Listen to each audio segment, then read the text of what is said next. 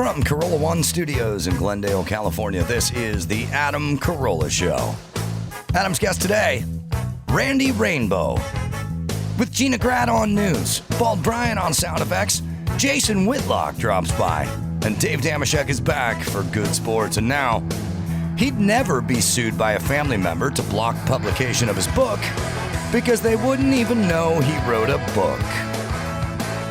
Adam Carolla. Yeah, get it on. Got to get it on. No choice. Just got a lot of show plans, so I'm hustling today. Good day, Gina Grad. Good day to you. Handball, Brian.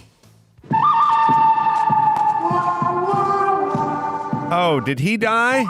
Ennio Morricone passed away. Oh, yeah. Yeah, heard about that. 91, though, right? Good run. He had a an good life. advanced age, yeah. Yeah.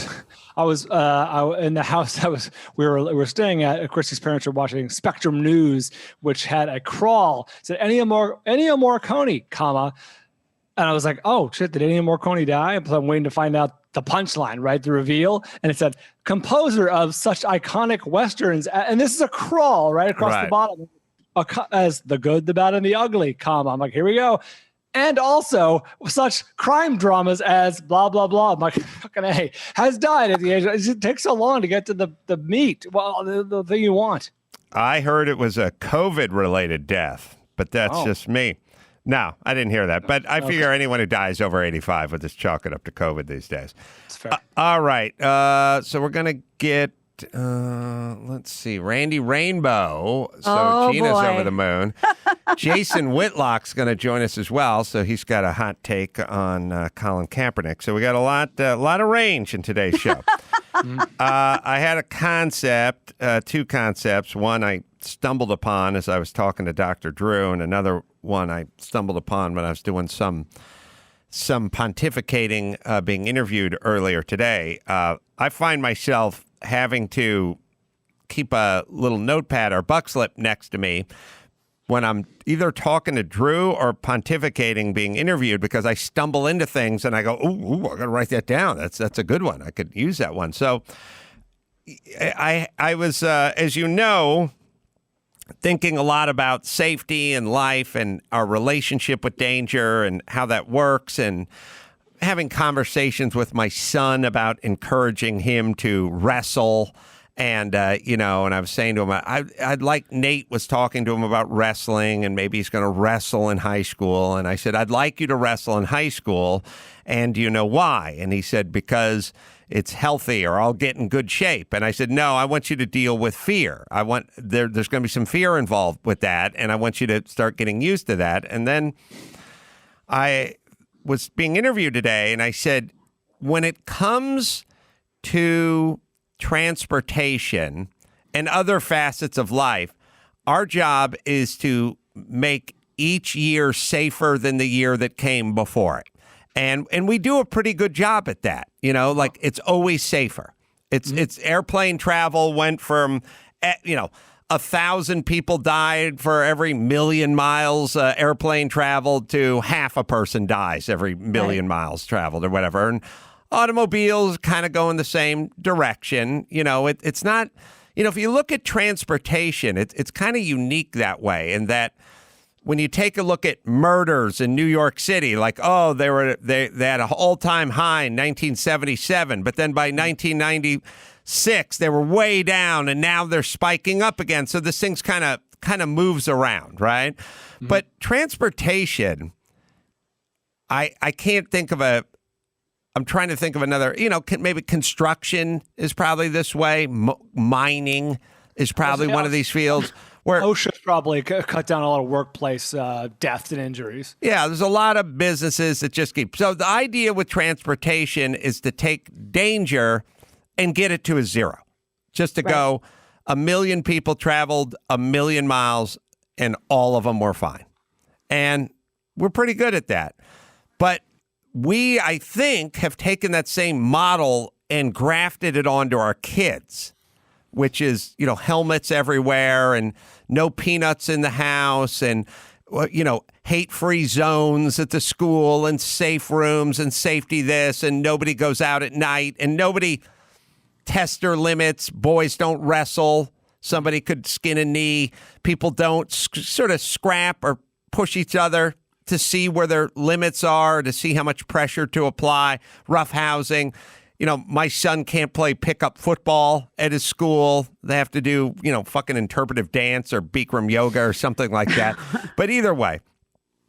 And I thought, as it applies to transportation, good. Keep going. Let's make everything as safe as humanly possible, and we'll get to zero. When it comes to raising your kids, the end game isn't zero injuries, zero feelings hurt, zero danger. They do have to have a relationship with that, and there should be some skin knees and occasionally a black eye. And it's not a zero-sum game like it is with transportation. So I don't know. That was something that flew out of my mouth.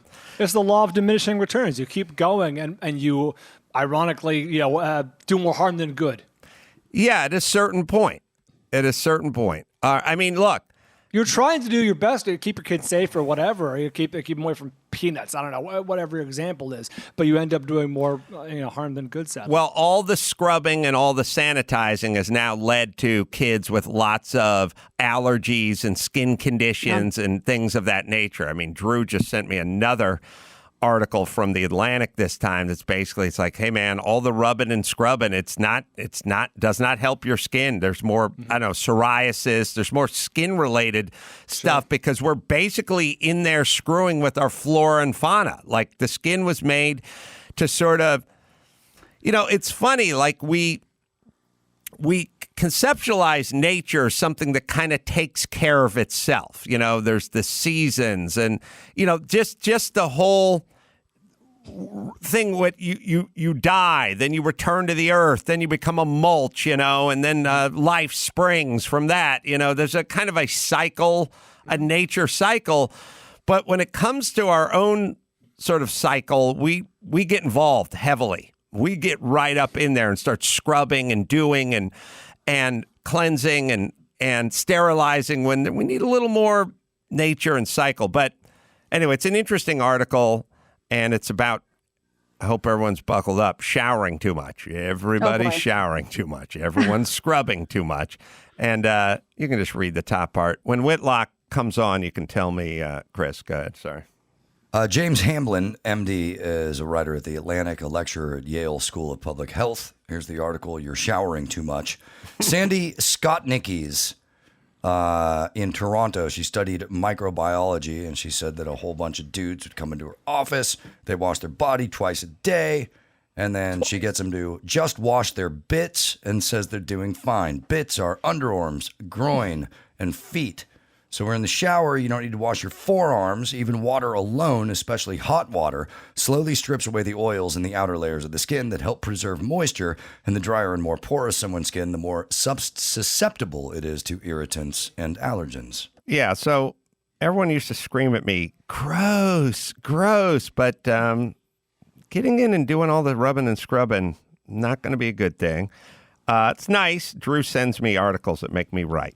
Also, speaking of applying salves and ointments, I've always said there's two things that work in a world where, you take something and then you don't feel any different, like where they go like, oh, you're not sleepy, you need to take the chamomile tea, that'll knock you out, or melatonin, take 6 grams of melatonin, but don't be in bed when you take it, because if you take it outside bed, you'll collapse on your way to bed. Like you'll just pass out. Make it. You'll go like one of those goats that just faints. That's what'll happen. George Clooney will say something, and then you'll fall over. And it's like melatonin, nothing. But I always say, what about warm milk? Yeah. NyQuil works and Oxy-10 works. Those are the two things I figured out in my career. And so I said to Max Zapata, I haven't talked about it in a while, but Oxy-10 works well on a zit. It also works well if you get like a neck rash, like I have the black man's neck rash, and you just kind of rub it in after you shave, and it's pretty effective. Now, Oxy-10 is 10% benzoyl peroxide, and it comes in what they call vanishing. a vanishing cream or solution or whatever, but it's white. It just looks like you put a dab of toothpaste on your forehead. It sticks out. It looks like shit. They call it vanishing or clear or something, but it's not. It looks like a crusty white thing. Then they also have tinted, which is skin tone. And the tinted... Some people's skin tone. Yeah, some people. The tinted works pretty good because you can kind of blend it in. So if you have like a red zit on your forehead and you want to blend it in, you'll hit it with the tinted. But they don't really make the tinted anymore, or they can't find it. And I have 8 tubes of the white shit, but I can't find the tinted stuff. And I was telling Fondelier to find it. He's like, they don't make it. I can't find it. Then I go find Clearasil, 10%. Well, here's what I'm saying. The white doesn't work on anybody because there's nobody that is that skin color. The tinted is a little between me and Julio Iglesias. Yeah. You have a fighting chance. It's a little darker, but you can kind of feather it in. And my point is why do they even make the white stuff? Who wants the white on them? And then who wouldn't want the tinted stuff? And then why is there just white stuff and no tinted stuff? And then I started screaming about goobers and Raisinets. Goobers are so much goddamn better than Raisinets, but Raisinets outsell goobers 10-1. And I want to live in a world where it's just goobers and it's just skin, flesh color, tinted Oxy-10. All right, that was my... You're a simple man. That was my take. Jason Whitlock is online. Oh, is he just on? Sorry. Yeah, I'm bringing him in right now. Oh, you're bringing him in. Hi, Jason. He's connecting to the audio. Okay. In a second. Jason, I think Mike August sent me an email last night that said Whitlock's fired up about Kaepernick. So he reached out and we got you on. Can you hear me, Jason? I hear you great. You hear me? Yeah, thanks for joining us. Where are you? I'm at home in Los Angeles, right here in beautiful Westwood, California. Oh, just up the street. And you've now joined the Outkick.com website where Clay Travis, who was on my show when I was in Nashville. Sorry. So he's out in Nashville full time. Why did you join that? And what's going on and which way is the wind blowing? I'm interested. The wind is blowing your direction, the direction you took off in 15 years ago or 20 years ago. You got to build your own platform if you want to be able to say what you really think and without fear of repercussion. And you got to build your own platform to maximize the amount of money you can make. And so I just looked around at people like yourself and Joe Rogan and Dave Portnoy, Bill Simmons, and decided that the best opportunities for me to maximize my voice and brand and maximize my money was to partner with Clay at Outkick and try to build it into a legitimate media platform. I've never had this thought before, but here goes as I'm starting to think. There's the unintended consequences of your actions. So the more ESPN and Disney and ABC and these kind of conglomerates, the more sort of woke, all woke and no joke they become, and the tighter the grip they get on the voices of their personalities on their network, and the less people have the freedom to express themselves, the more you're creating these alternative platforms that will rise up and compete with you. So here's the example. You guys tell me if you think this is apt or not.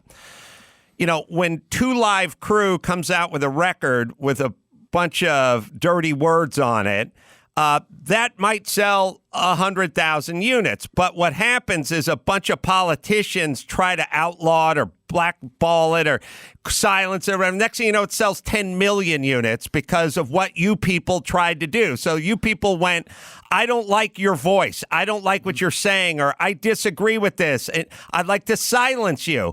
In the process of silencing you, you're creating a platform. You amplify it. Yes. Jason? Yeah, you've made it more attractive to people that want freedom of speech. And again, I think the whole country is going through this. To buttress your point or follow in on your point, masculinity has been under attack. And the more you attack masculinity, the more people are attracted to masculine voices. That's why Donald Trump is our president, to me, more than for any other reason. The attack on masculinity. Whether we like Donald Trump or not, whether we think he should be president or not, the guy comes off as really masculine. And people are naturally attracted to that. And the more we attack it, maybe it won't be Trump next time, but it's going to be someone like Trump, because masculinity is just a natural male energy. Men and women are attracted to it. They respect it. It's what has built this country and other civilizations. And the more we try to get rid of it, the more powerful it becomes. Well, it's interesting that we're going this direction, which I'm happy to go down this path, because I think I'm like you in that I'm not really that interested in what the cause du jour is. I'm kind of looking at the underlying motivations and the underlying things that are sort of causing what caused this or that. And I'm with you. So I would say I used to sit around with Dr. Drew doing Loveline 25 years ago, almost 25 years ago, in the mid late 90s. And he would say to me all the time, the feminine point of view, the feminine direction, that's the evolution. That's where we're evolved. That's evolution. So the masculine one is caveman, drag him by the hair, let your fist do your talking. And then the feminine one is a more evolved society. And I sort of I agree with him if you think about what a masculine society would be in its purest form, and a more feminine society in its purest form. You'd think the feminist society would be more evolved, but to a point. And I think the problem is we kind of crossed over and we're taking it too far. That's the way I feel about it. It was fine to evolve to it, and then we went too far.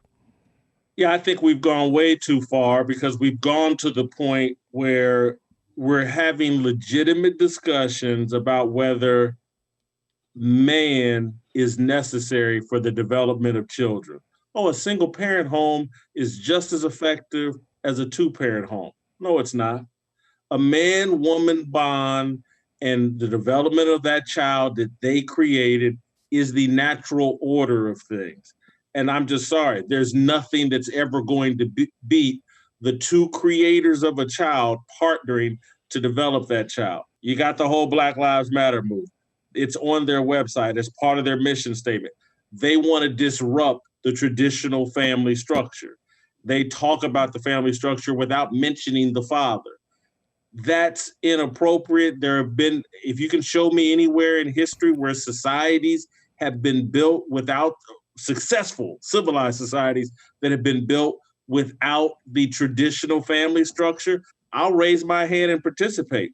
But it has not been done in the history of the planet, as far as I know. Someone's going to have to educate me on that.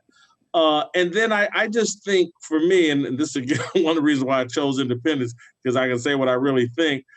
I just think this whole getting in touch with your feminine side and letting your emotions go and expressing your emotions, I just think we've gone too far with that. I think emotion is to be shared with someone very close to you, your wife, your kids, your immediate family. But now we think, hey, let me get on social media and show everybody my emotions. Let me record videos. Let me be emotional in every setting, at work, everywhere. I just got to let my emotions go. No, you don't. I think it's unmanly. I think it's unhealthy. I think it's inappropriate. Share your emotions with your partner, man or woman. Share your emotions with your children and family. But leave that shit at home at work. I don't want to be involved with it. I don't want your emotional reaction to some bit of logic, data, information that I presented to you that says we should go this way. I don't need your emotional response. I don't have a lot of respect for your emotional response. Well, look, you make a good point, which is we started doing this thing, which is living your truth. And if you feel this way, then that must just be the way it is, or it's your truth, or if you feel and I feel. We've talked way too much about the way everyone feels. I agree with you. It's fine in your relationship. It's fine at home. It's fine with your kids. I'm not saying suppress your feelings. I look at feelings the same way I look at as you traveling with your fucking dog, which is, I'm not saying dogs are... You hate them. I hate them. That's my thing. No, it's perfect. It's going to be a perfect metaphor, which is, I own a dog. I love my dog. I wish I could travel with my dog. My dog's at home. I leave, and when I leave without my dogs, and I also leave without my feelings. Like, I'm not going to break down and cry because I got pulled out for enhanced security at TSA. My feelings should be left at home when you're dealing with your Uber driver, when you're dealing with your coworker, when you're dealing with airport security or someone behind a desk at a hotel. Leave the fucking feelings at home with the dog, which is not to say the dog is bad or feelings are bad. It's just not appropriate to take them with you on your trip to the person behind the counter. Another thought. Let me give you a simple thought on that. It's like farting. We all do it. Yep. You just don't do it everywhere. Good time and a place for it. You laugh like Dr. Hibbert does from The Simpsons, by the way. Whether it's farting or the dog or the feelings or whatever, you're putting them upon others. You know what I mean? Right. When you bring the dog on the plane or in the Uber or whatever, right. If you were to openly weep to the Uber driver, you're putting that upon them. Right. And we used to have a little decorum and a little social contract that said, look, whatever's eating at you, you're not going to bring it into the supermarket and lay it on the person behind the counter. Also, I was talking to Dr. Drew about this today, and I realized, this is a big one, and you'll probably have some thoughts about this. I said, I've been thinking a lot about self-esteem and the self-esteem movement and how dangerous it is for the self-esteem movement. Also, circling back, when you were talking about dads in the house and two parents and all that kind of stuff, when I see that young kid in the inner city shooting a 10-year-old just walking in front of their house, I see no dad. When I see the 23-year-old blonde chick screaming at the top of her lungs at the black cop who's standing there in front of her screaming, "You're a traitor to your race," I see hates dad. I see someone who hates their dad. When I see all those people screaming at authority at the top of their lungs and so visceral and so emotional, I see someone who hates her dad. I don't see someone who has great respect and reveres her dad. All right, sorry. Circling back. Self-esteem movement, not good. And I was saying to Drew, you know what happened? We replaced character with self-esteem. Character is fucking awesome. When you live in a society with people that are filled with character, you can drop your wallet anywhere. I don't care if there's $7,000 in 20s in that wallet. It will be returned with every 20 in that wallet. That's what character does. Character takes care of every problem in society. Self-esteem, that'll fuck your shit up. Society gets fucked up with self-esteem, especially when self-esteem is not earned. When you just graft it onto somebody and go, don't let anyone ever tell you what to do. You're number one. You feel great about yourself. That is a recipe for disaster. And somehow, I haven't heard jack squat about character in 20 years. I've heard more about self-esteem.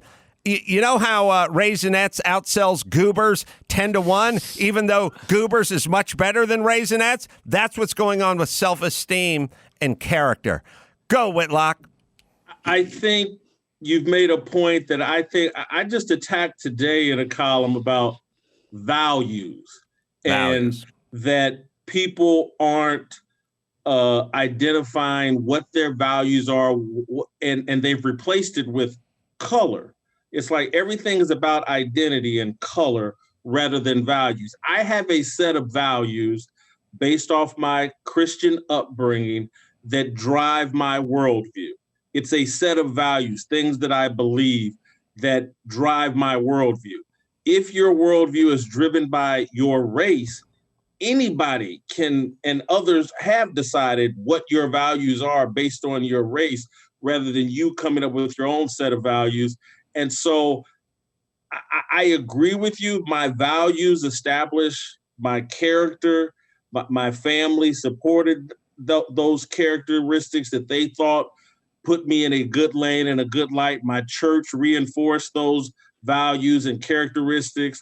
But you're right. Today, it's all about, can I give you unearned self-esteem? So kids, and again, this is why the attack in the sports lane is so important, is because they've taken competition out of the equation.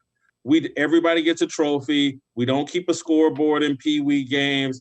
Everybody has to come out of that game feeling like, I'm a winner. And even when they know they're not a winner.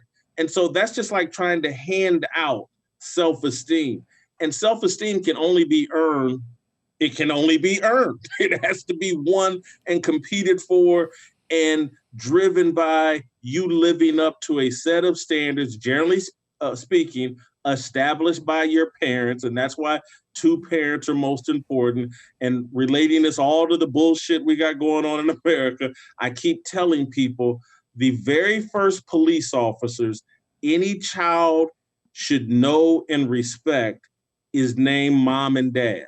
If mom and dad fail to police their kids and aren't the first officer friendlies or the first police officers of their kids then will fail in all their interactions with government mandated police officers, because the real police officers, mom and dad, haven't trained them how to interact with authority.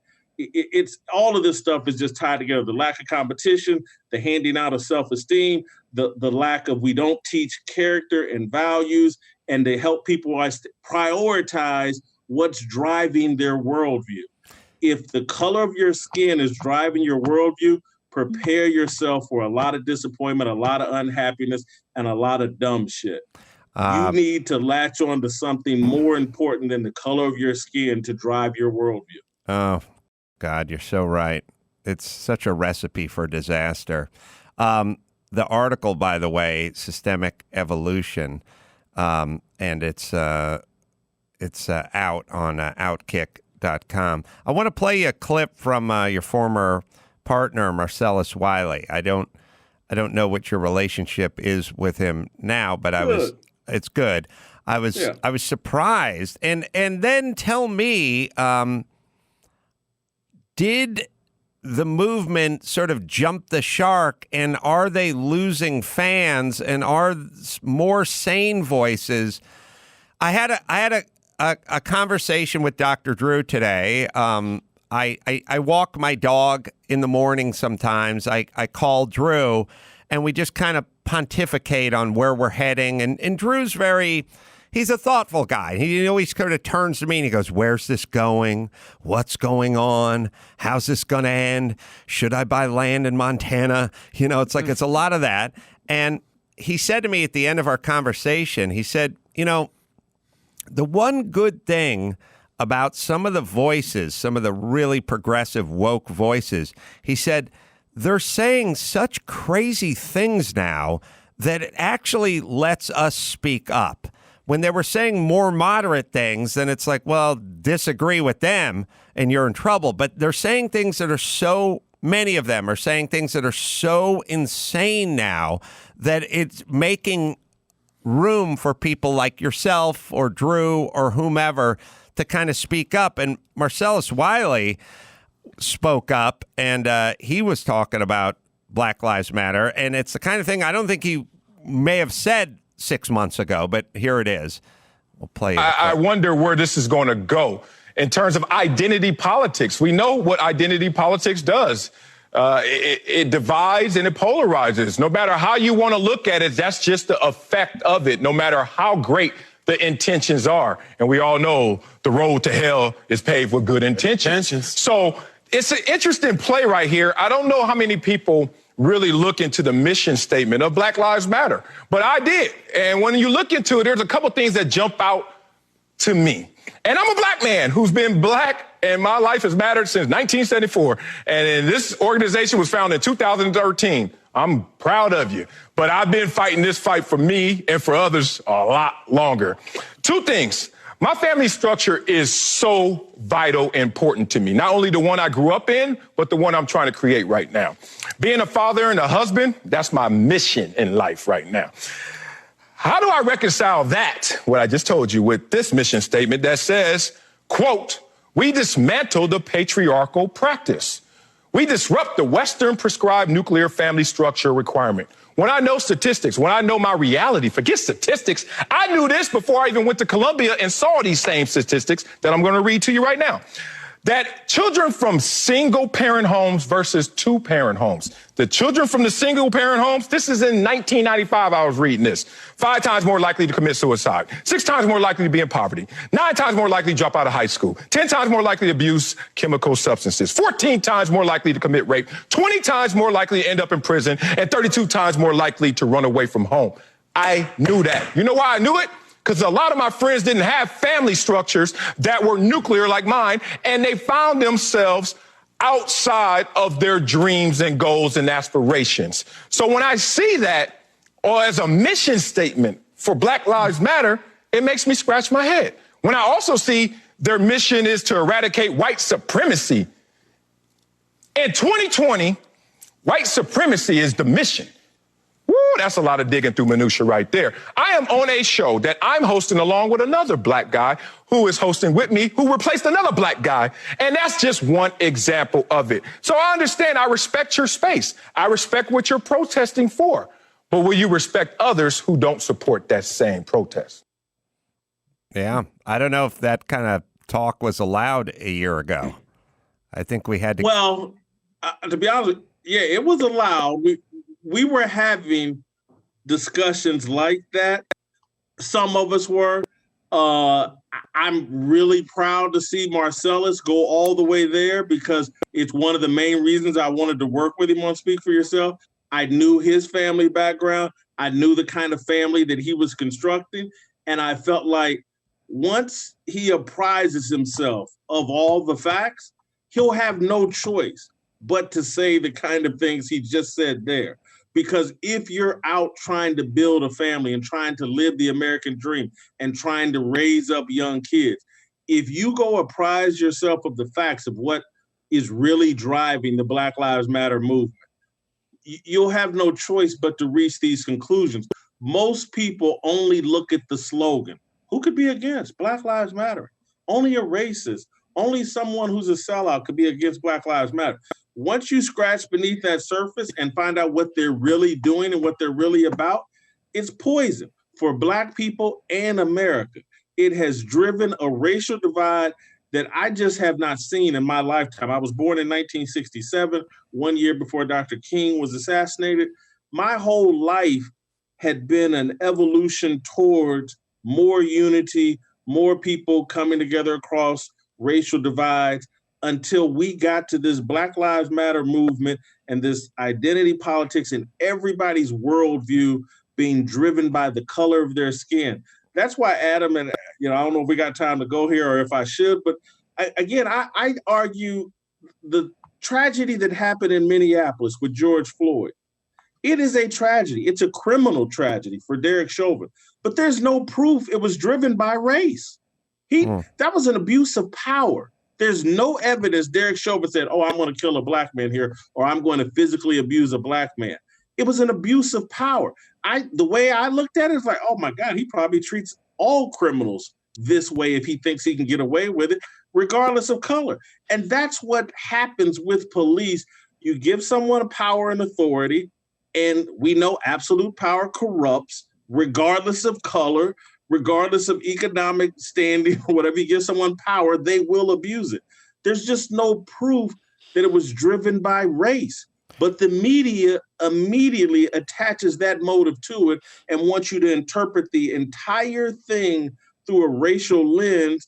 And once you do that, you've just submarined any chance of making any real progress because you've diminished the discussion and made it very narrow.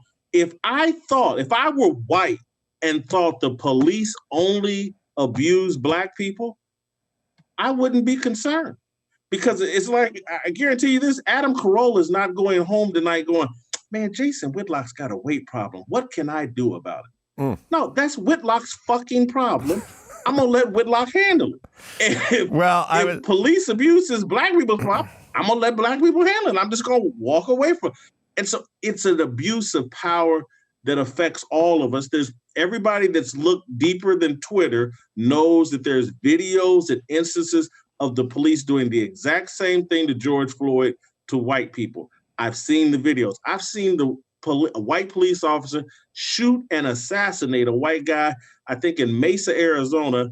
I can't, the guy's name is escaping me right. Daniel Shaver. Daniel Shaver. Yeah. It's the evidence is out, but the media won't take us there because they want this division. They don't want a solution to any of these problems. They just want the division, the clicks, and the ratings. Yeah, it's interesting. I wasn't going to get into this, but I was kind of thinking about it. It's funny. So there's the media spin is that cops kill black people, but it's also bad cops and cops are killers. And Chris, there's an interesting story, doesn't get brought up that much. And there's two stories that don't get brought up that much because it screws with the narrative. So the worst example of a cop executing a citizen, and I think you have to factor in a bunch of stuff, like what was the person doing? Look, if the person is wrestling with the cop, we got to turn the page. Maybe, there's a lot of, once he wrestled him to the ground, the cop should have never X, Y, and Z, but I'm just going to go ahead and remove all the applicants where anyone was wrestling with a cop before they got shot, because that can never be held to the standard of worst cop shooting of all time. There's two that are bad. One is, and I'll tell Max Pat to find it, there was a black man who was shot in the back running away from a cop, and that was really Walter Scott. That was just shot in the back running away from a cop. I mean, that's as clean and bad as a cop shooting gets. And I think the cop may have dropped a weapon near him too to try to make it look like he had something. So the two greatest examples of sort of police brutality on the white side are Daniel Shaver. Daniel Shaver's sitting in his room drinking a beer. There's a bang on the door. He's wearing shorts and a T-shirt. The next thing you know, he's laying on the ground in the hallway of the motel, crying and begging for his life. The thing that makes this more egregious is one of the cops is screaming, "We're going to kill you. We are going to kill you. I'm going to shoot you. I'm going to shoot you." And he's begging, "Don't kill me." And then with assault-style rifles, they blow him away while he lays on his belly. I mean, you can only tie that. Mark Garagos is working that case. I've told Mark after seeing the tape, you can't do worse than that as a cop. You can only tie. You can't do worse. The guy's laying on his belly on the carpet, and he's whimpering. It's so disgusting to see because everything else happens in a heartbeat. Boom, taser, gun, shot, fire. This is protracted guy begging for his life, cop screaming, "I'm going to kill you," with a show of force. There were 5 cops there, all with guns. This guy's laying on his belly, whimpering for his life. Adam, I want to correct you. When he got shot, he was on his knees with his hands up. But go ahead. Oh, yes. He was trying to, just kept falling forward. They yelled 1,000 confusing. This should be on a training video of what to do and what not to do. Put your hands behind your head. Now come toward me on your knees. Now stop, lay on your belly. I mean, it's disgusting. It's a flat out execution. It is close to an execution as you'll ever get with a cop. Okay, that is the worst case in the last 5 years. That case is not covered by the news extensively and not very well known. I know it, Garagos knows it, but it's not part of the example of bad cops. The cop, what's the story I'm looking for, Max Zapata? I'm sorry. Walter Scott. Walter Scott is a great bad example of a black man being executed by a cop, but when the people are chanting in the street and the people are listing off the names of black men who've been wronged, they usually leave Walter Scott off the list. And the reason you don't hear Walter Scott, I mean, we all know the names, right? We know the Michael Browns, and we know the names of the guys who are Walter Scott doesn't get to the top of that list. The reason you don't hear much about Walter Scott is because they prosecuted the cop and he's in jail for murder.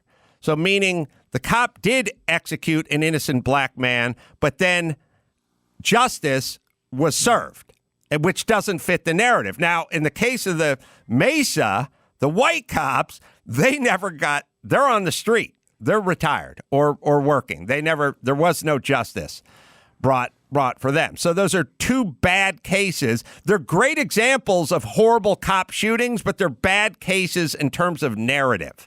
And that's why you don't hear about those two particular cases. Does that sound about right, Jason Whitlock? That's 100% right. I believe the cop that shot Daniel Shaver got to retire and get a pension. Yes, I believe. I was funny. I was watching. I want to pitch you a new show. I was watching Marcellus Wiley and another black gentleman talk. But if you're just listening and you weren't watching, there was a blonde-haired white guy sitting in between them. I want to pitch a show called Zip It, Whitey. Clay Aiken sits in between you and Marcellus while you guys scream about Black Lives Matters back and forth, and he just goes, oh, yeah, or, oh, he just nods and kind of shrugs and asks if you guys want some Postum at a certain point, and he gets up and leaves, but he's not allowed to talk. Maybe was that Rick Bucher? That was Rick Bucher. Yes, it was. 8 minutes, he said nothing. It's called Zip It, Whitey. We can have we'll have Joel McHale sit in. We'll have celebrities. White celebrities sit there and just go, yeah, oh, okay. No, I don't know. I never thought about it. You can have an expert panel review the film, like right here at minute 6. You almost jumped in, then you thought better of it. Yeah. What were you thinking about saying in that moment? And then at some point he'll go, I'm going to Jamba Juice. You guys want a smoothie? And then he'll get up and leave at a certain point and come back. All right. The outkick.com is where you go. Jason, God bless you and all the folks that aren't scared to speak the truth out there. And all the platforms that are now springing up to hear those voices. Thanks, Jason. Thank you, Adam. Appreciate it. Yeah. All right. Oh man. Sorry, Gina. We're gonna get whiplash. Randy Rainbow. We're gonna get the bends. I was watching his videos today and laughing as well. All right. So sorry, Randy. We're running back and forth here. Let me hit Tommy John. The secrets to staying sweat free this summer. Tommy John's Summer Ready Ultra Breathable underwear and bras. Cool cotton underwear for men and women. It's like having your own on-body AC unit made from premium natural Pima cotton with enhanced airflow. It evaporates sweat super fast. I tell you, I was wearing mine on my rowing machine last night. Worked up a little lather, like 10 o'clock at night. Warm, dry. Went to bed in them, man. Lounge pants, lazy day joggers, Zoom-ready tees and polos, all the best. You'll never go back once you upgrade to Tommy John. Tommy John, get the super breathable designs. Best pair you'll ever wear, or it's free, guarantee. Tommy John, no adjustment needed, right, Dawson? For a limited time, you go to TommyJohn.com/Adam to get 20% off site-wide. That's TommyJohn.com/Adam for 20% off site-wide. TommyJohn.com/Adam. See site for details. Okay, Randy Rainbow. Gina, get ready, because you're going to help me in this interview. Oh, you need help with Randy? Well, I was watching his videos today and laughing, so I think I'm prepared. We'll take a quick break. We'll be back with comedian, singer, producer, internet, and TV personality Randy Rainbow right after this. The Adam Carolla Show presents Randy Rainbow's birthday cocktail party for July 6th. Let's see who else shows up to the party. Yo, Adrian, it's Sylvester Stallone. Hey, Kevin Hart is here. Former President George W. Bush. Let's welcome Frida Kahlo. And wrapping up the guest list, Curtis 50 Cent Jackson. Enjoy your party, Randy. Now back to the Adam Carolla Show. Not too bad a birthday list, Randy. I really draw a crowd. The YouTube channel, Randy Rainbow, subscribe today, and website, randyrainbow.com. Thanks for joining us from your new dream apartment in New York City. Well, let's not be overly dramatic, but thank you very much. It's nice. It's a dream apartment compared to the other direct I was living in before I got hit really big. So the videos are funny. I remember we were watching one of your earlier big selling efforts from, I think, 2010. Was it been 10 years? 10 years since Mel Gibson and I were dating. Is that what you're referring to? Yes.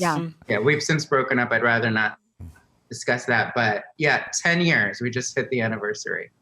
You know, it was funny about Mel Gibson. I somehow stumbled across a movie. Everything becomes, it's sort of like looking at Bill. If you watch Bill Cosby at the beginning of the Bill Cosby show in his sweater dancing and making goofy faces, you won't know how to process it. Like it becomes surreal. Now, if you watch him like, hey, and you're like, oh my God.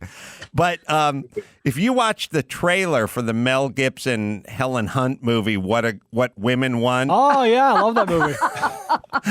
It's so weird to see him do like a straight rom-com. And then It's confusing. You picture him in that hot tub yelling, blow me, bitch. You know, it's like, it's so. But they're 2 minutes from making a sequel to that movie with him. I mean, They remade that movie with from Empire. What's her name? Taraji P. Henson. I'm almost positive. That's right. Oh, we'll play a minute of it just 'cause Girl it'll we make met you last laugh. night at the club? Nothing happened after you put her in the cab, right? It did? Something happened? She said you had to be in bed early. Well, I had her in bed by 11. Nick Marshall thought he was God's gift to women. Cappuccino extra foamed. Tall or grande? Grande, or at least I like to think so. Next. But he's about to discover Oh, science. Oh yeah, Science. what women think. Let me get you a cab, sir. Now he knows what women think. You're welcome, my little sweet buns. What did you say? Me? Nothing. Here. All right. What women think. Whoa. That's an Tough stuff. charm. blow your mind. That's a legit good movie. I mean, it's like I like that 60%. movie. I have Yeah, to- that's a decent movie. It just seems so surreal to watch the trailer now. So, Randy, you start doing, like, what is your background? It's musical theater, right? Yeah, since I'm a kid, I did musical theater, and I moved to New York not knowing what the hell to do, and I kind of shifted into comedy a little bit more, and long story short, I ended up concocting this gimmick that kind of combines the two, and somehow I wound up here. I don't really know how. Well, I But think musical theater primarily, musical theater. I think it's a really good lesson for anyone who's listening or maybe at a crossroads, which is I got into show business because I liked comedy and I was also a carpenter. So I sort of invented this character who was a woodshop teacher and it became very successful. And then I got onto radio and that's how I became successful, by sort of taking two things I knew about, was good at, and just sort of combining them. That's the way I found success. And I think that's sort of what you did, right? Exactly what I did. And, I came up in the age of social media, so I was afforded more of an opportunity to kind of be experimental and carve out my own thing. So that helps me a lot. But yeah, it all comes back to just being authentic. I think that sells in the end. What, for you, the process, how does the process work? I get really drunk and then I turn on Wolf Blitzer and I wait for him to tell me which song to sing that week. But no, you mean as far as the video creation process? I mean, the song idea comes to me first because I'm very gay and I think in show tunes already. So that's just kind of how I just think. I've always kind of applied the musical theater situation, parallel situation to whatever's happening in my own life or the world stage. So that comes quick, I think. Oh, he talked about ingesting Clorox. Let's do a spoonful of Clorox. That just is easy. And then I make notes if there's there's usually interview footage or a press conference or something that I'll sit and I'll have to unfortunately watch for hours and like timestamp. Right. to pull and things like that. And then I kind of build a little sketch around the notes that I take. Well, let's try to figure out who's gayer and who's straighter in this interview. Between us, you and me? Yeah, because I had a very straight moment last night. Oh, tell me about it. Well, sometimes you go too straight, you end up back at gay. I went downstairs to the theater. I opened the door, and my daughter, 14, and 5 of her friends were all watching Hamilton, and had it turned up to 9. And I stood there and I watched it for a couple of moments, and then I left, walked back up to my office, and turned on Ford v. Ferrari and watched Ford v. Ferrari for the 11th time. I would argue that was pretty straight. You had to get it out of your system, you mean? It was too much. I had to purge myself. Yeah, I'd been exposed. It was either that or eat charcoal. I was exposed to too much gayness for that period of time. We weren't watching The Sound of Music. It was Hamilton. I mean, you're very straight. I'm happy. Still a musical. I still had to purge.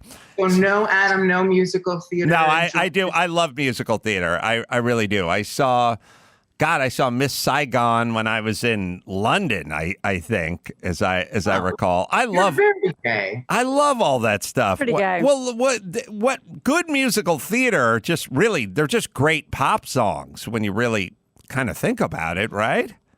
Okay. Well, listen, I'm trying to convert you, so I'm not going to argue with anything you say right now. Adam went to Texas just to get his eyes waxed. My eyebrows waxed. He's a little gay. Haircut. Yeah, and get a haircut. Oh my God, you're much gayer than I am. And I did. I loved. Wait a minute. There's Oz. Well, there's the the Wiz. one time you blew. The one time you blew, dude. Wicked. Yeah, Wicked. Sorry. Yeah, I gave that guy a wicked I haven't even gotten blowjob. into the sex stuff. Yeah. So you did like Wicked? I just have to hear the answer to that. yes, I liked Wicked. I like all musical theater. I really do. I don't like super modern interpretive stuff, but anything that has a kind of traditional base to it, I'm down with that. Okay. He's not a Natasha Pierre kind of guy or even a Rent guy. He likes the more traditional Rodgers and Hammerstein. Look at this. Okay. Yeah. I like it. I'm trying to translate for you, Adam. So Gina, what do you got for Randy? Randy Rainbow's your real name, right? Yeah, I wouldn't make that. Can I say? Yes. You say whatever you want. Oh, thank God. No, I forget which word I wanted to use. But I wouldn't make this shit up. It's hard. It was a horrible childhood. It's working out now. Well, first things first. What? I mean, what was your sexuality like when you were young? When did you know you were gay? Were you out of the closet early? Like, how did that work? Getting right into it. Yeah. And did the name make you gay, or would if your name was Colonel Duke Lacrosse? What was I going to do? Yeah, Randy Barbecue. That's right. I really had no choice. And my parents were Gwen and Jerry Rainbow. They didn't have to go for the alliteration and make it Randy Rainbow. They really fucking hated me, obviously. I what was I going to be, a quarterback or whatever that is? Yeah, I think now you sound like me. Yeah. Is that a thing? Is that a quarterback? They have quarter, halves, and full back. That's true. They don't have a 3/4. So, what was your life growing up? Were you tortured? How was it?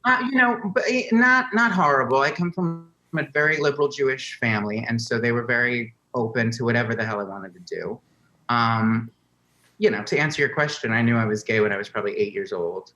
I came out probably 9 years later. And, the usual playground bullying and stuff like that. I found a home in the drama club. It's a typical boring, like nerdy musical theater story. And it was fine. I lived in South Florida. I was born in New York, lived in South Florida. And then I moved back here as soon as the hell I could. Were you? Did you? Go ahead. Did you do the thing that I guess so many people do, which is just masquerade? Did you go to the prom with a girl? Did you that kind of stuff in high school? Did you feel the need to do that or pressure? Did I masquerade as a straight mask for mask dude, bro? No, it didn't really work for me. I went to 3 proms with 3, freshman, sophomore, and junior years. There were 3 girls who had crushes on me. I mean, the jig was up. They knew how the evening was going to end. But so there was no masquerading, I think. I was always comfortable. It's a testament to my parents and I guess generationally, I was very comfortable in my skin. I didn't, nowadays, I probably just would have come out and said, guys, I'm gay at 8 years old. So it took a minute. But that does give me a great idea. This isn't exclusive. I have never come out publicly before. Oh, well, thank you for doing that here. So. We have the whole Teen Wolf series. We should have the Teen Beard series as well. That's a good one. Thank you. Gina, were you a beard? For many times. I feel like I get a vibe. Honey, I grew up in Kansas. I was the go-to beard. Yeah. For anyone who needed it. Literally Friends of Dorothy. Yeah. Exactly. Yeah, lesbians don't need a beard as much as gay men need a beard, right? I'm not a lesbian, so I can't speak to that per se. Does anyone else? I don't think so. I mean, nowadays. Nowadays, forget it. Yeah. It's on. Do you guys? What are some of your favorite musicals, Randy and Gina? I want to know if there's some cross pollination here. Well, I like a lot of the stuff that you hate. I like a lot of the contemporary, like what you might consider cheesy crap, like a Wicked. Although you liked Wicked, I love Wicked. But I'm also an old school gay, and Sondheim is my Lord and Savior. So Sweeney Todd, Into the Woods, anything Sondheim. Very high now. What do you got, Gina? Same. When I met him, he invited me to his Passover Seder, and I could have died that day and been perfectly happy. Yes, Stephen Sondheim invited me to a Seder, but he was in Kansas, so I guess he knew that I wouldn't be coming. I got to say, you can't leave out the good stuff from the 70s. You can't, even if it's a guilty pleasure, you have to love your chorus lines. You have to love your God spells, your Pippins, but also big Candor and Ebb fan. Yes. And Chicago, I don't know how you beat Chicago, and I don't know how you beat Cabaret. Give us a skill set that you learn doing musicals. Like we always talk about, sports teaches you discipline and fortitude and stuff like that, how to like push through pain and stuff.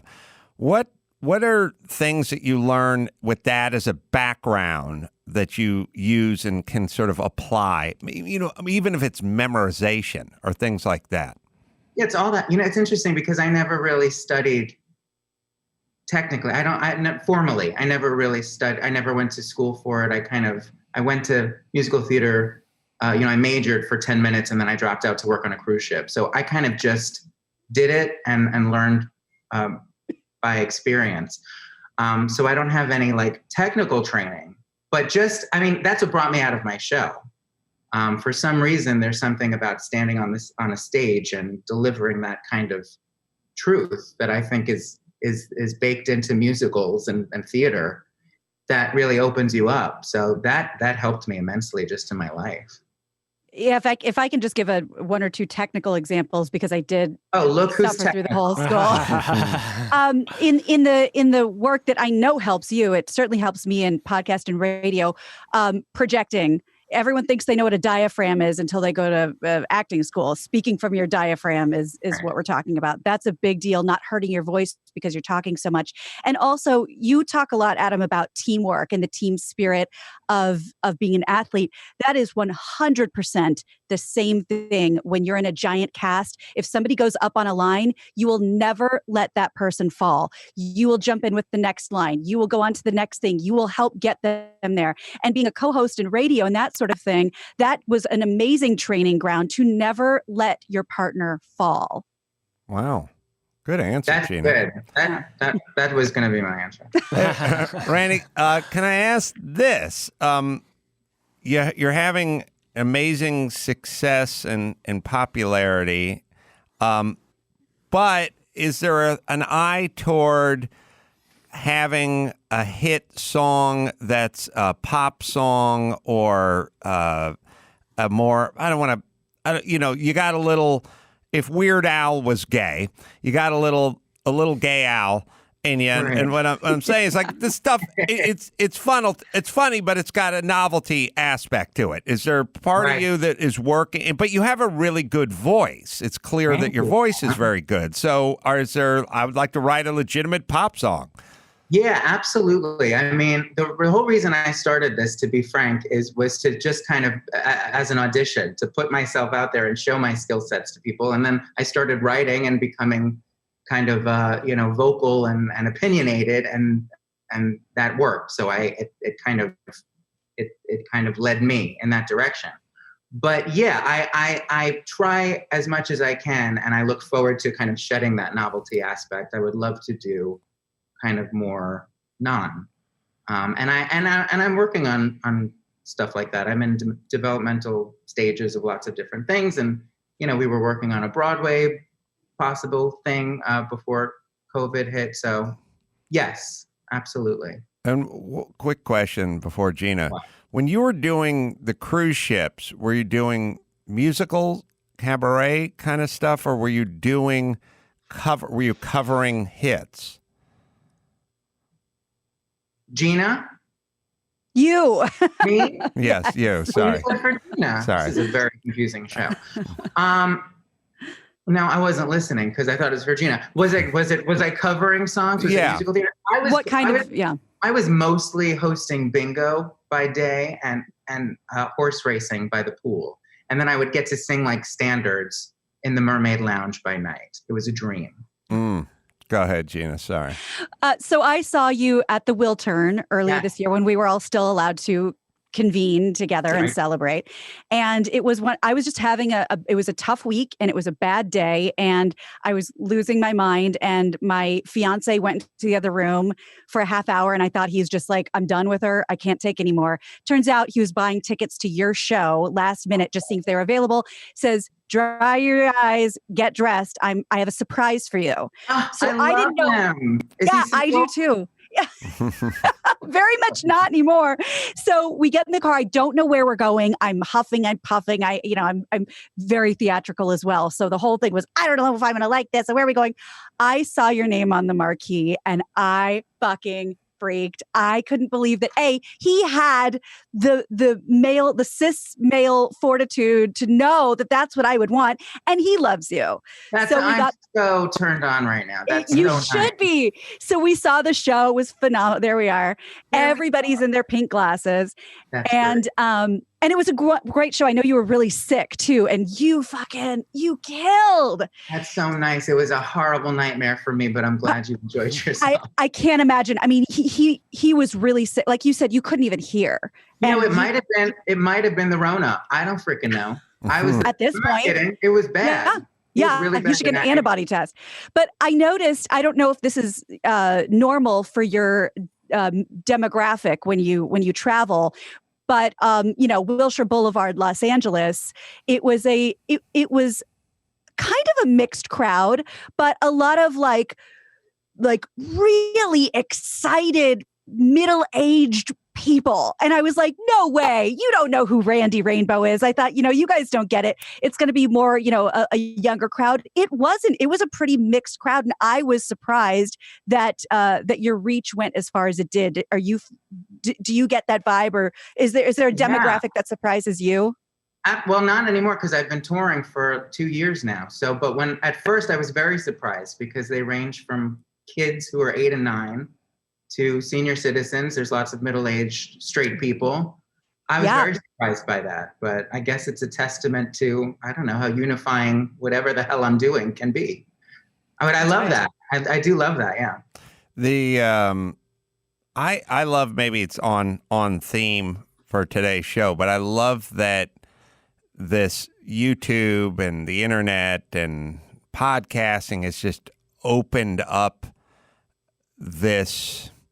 It's created sort of the ultimate meritocracy, where it wasn't about, back in the day, Aaron Spelling would produce the show, Tori Spelling would star in the show, and Larry Spelling would be the key grip, well, whatever it is. It's like anyone can fucking be on 90210. Why not let my daughter be on it? It was like a lot of like, how do you get into that club? You know what I mean? When you're from wherever we're from and you don't know anybody. And, you don't. And now it's just meritocracy. It's like everyone gets a tryout for the team, you know, and you have to be good. Yeah. Well, sometimes you don't have to be good. Let's be honest. Well, sometimes you'd like a little more policing going on. You should pardon the expression. It doesn't. Well, here's the thing about that. There's always going to be the anomalies and the flash in the pans, or that person where you go, that guy has 2 billion downloads. I don't get it, you know, but check back in 5 years and see if that person is still getting 2 billion downloads. Like, the system can occasionally have someone win the lottery who really doesn't deserve to win the lottery, but that's not a full-time job. That's just winning the lottery. And when you go back and check with them 7 years down, it works that way with comedians. There are comedians that get like really hot. And you're like, God, that guy's not that funny. Why is he so hot? But check back in 10 years versus Seinfeld, who's just kind of always there, you know, or the real talented people. So that you've been able to get off that cruise ship. What was the run? I'm watching a lot of Love Boat these days. I want to know what the run was. It was not the Love Boat. There was no Mr. T or anything of that nature. It was not fun. I was about 2 months in, and then I jumped ship. Because they own you. They from morning till night, you are, on the schedule. And me, I was like a nobody. I was a pipsqueak. So they, like I said, 6 o'clock in the morning, I'm checking out books, and then they just run you ragged. So I didn't like it. But looking back, it's a great thing for a young, upstart person, because you make nice money. You don't spend it. It's great experience. But I didn't like it. I felt that way. I used to teach comedy traffic school. And I was like 8 hours of stand-up, essentially, but about traffic. And you get eight. Thing? Yeah. It used to be. It used to be a thing. I don't know. Is it still a thing, Chris, out here? Yeah, it was a thing where you teach traffic school, but you're a comedian. And I remember thinking, well, someone is paying you to talk. So that can't be too shabby. Like, maybe you'll learn something. You don't want to do this for that long, but you getting up in the morning and running this, and then presiding over that, and then being the MC of this, and then that night being in the Mermaid Lounge singing standards. I mean, you must have got a real workout in. This is a great commercial for the Mermaid Lounge. Which I know. But yeah, no, it was a great work. It was a great experience. Had I stayed with it longer than 10 minutes, I probably would have, reaped more benefits from training. By the way, comedy traffic school is still a thing, so says Chris.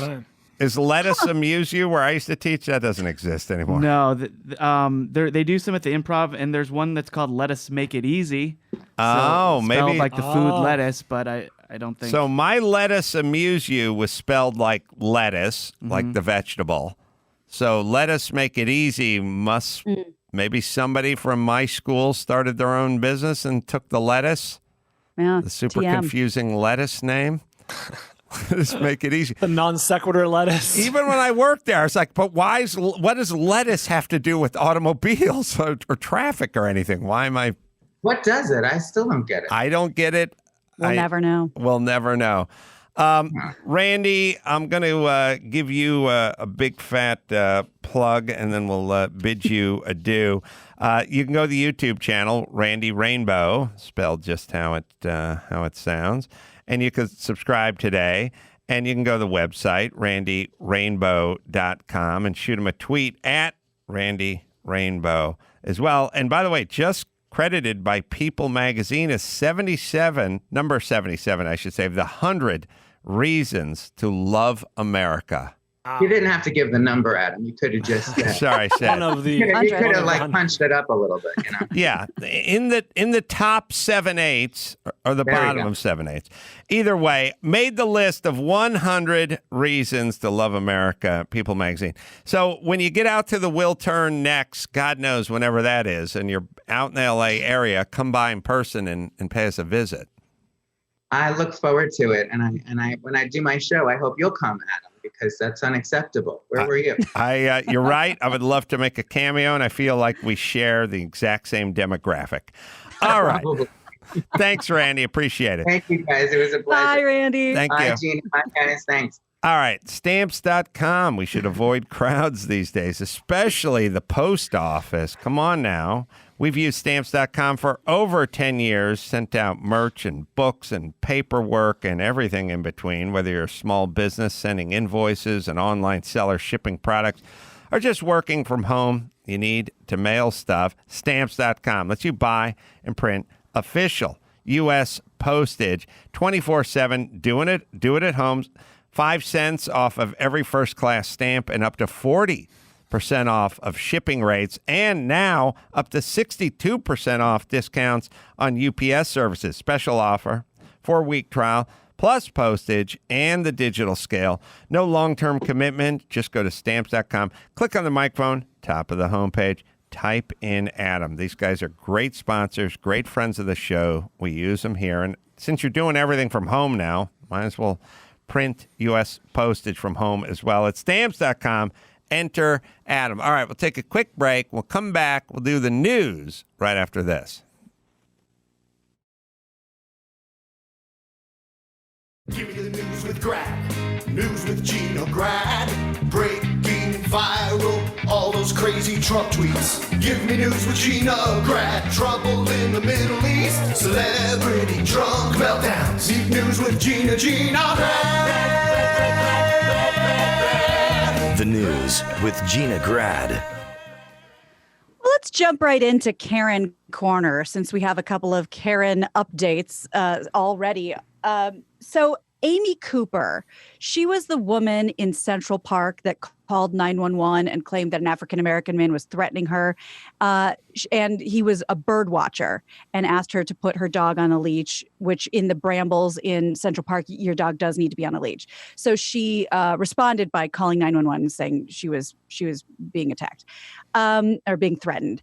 She was charged Monday with filing a false police report. She was also the one that had her dog taken away because she's choking the dog as she's running around harassing this guy. But I believe the dog is back with her. Cooper, who was mocked as a Karen when the video went viral, now faces misdemeanor charges up to a year in jail. And the man she was fighting with, Christian Cooper, no relation, he was the one that was just asking her to do what she was supposed to do, but she went a little crazy. The video was shot on Christian Cooper's phone. It's been viewed more than 40 million times. And we have a new one, but for a totally different reason. I know everyone hates her and loves him, and I don't know what the dog was up to, but if you're at the park and the dog's off the leash, you should leave the person alone unless the dog is doing something, like biting or barking or doing something. Counterpoint. Yes. This I'm told this part of the park is specifically where bird watchers go. This is where the birds they're looking for are, which is why your dog has to be on a leash so it doesn't scare the birds away. But how does that work? The I don't know. birds are in the trees. It's still a little, in general, leave people alone and take their dogs off the leash at the beach or at the park unless they are doing something, number one. She's still a bitch. But I'm saying, let's not forget about him. He probably could have looked the other way. That's what I'm saying. Yeah, I'm just pointing out that he wasn't just some, Boy Scout, telling people what to do. He was trying to get something done here that's very hard to do when dogs are running around.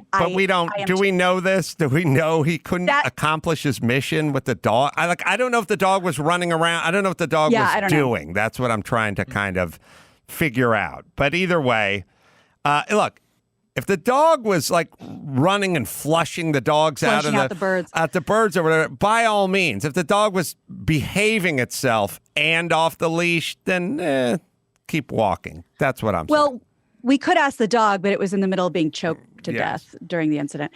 Meanwhile, we have a mask Karen. They're calling her Costco Karen. On the other side of the spectrum of this woman was, you know how we talk about combined age and how the dignity of being sort of elderly is not what it used to be? Well, here's a great example of that, and a great example of somebody acting like an individual when they should probably act like a statistic.